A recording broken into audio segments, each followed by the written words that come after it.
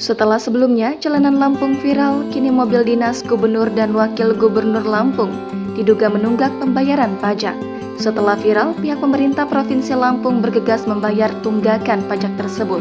Untuk kendaraan Gubernur Lampung, Arinal Junaidi, pajaknya menunggak sebesar Rp8.500.000. Sementara, milik Wakil Gubernur Lampung, Jusnunia Kalim, menunggak pajak sebesar Rp5.500.000. Pihak pemerintah Provinsi Lampung mengakui baru menyadari dua mobil dinas itu menunggak setelah ada unggahan viral di media sosial.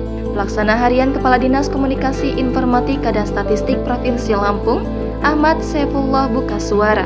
Saifullah mengucapkan terima kasih ke masyarakat atas informasi tersebut. Menurutnya, masyarakat telah menjalankan fungsi kontrol untuk pemerintah. Kami ucapkan terima kasih kepada masyarakat atas hal itu. Ini adalah fungsi kontrol dan masukan yang baik untuk pemerintah, kata Ahmad melalui keterangan tertulis pada Rabu 10 Mei. Ahmad menjelaskan, setelah unggahan itu viral pada Selasa 9 Mei pagi, pihaknya langsung mengkonfirmasi ke Biro Umum. Setelah itu, pihaknya langsung membayar tunggakan pajak itu. Biro Umum juga disebutkannya meminta maaf karena melakukan kelalaian.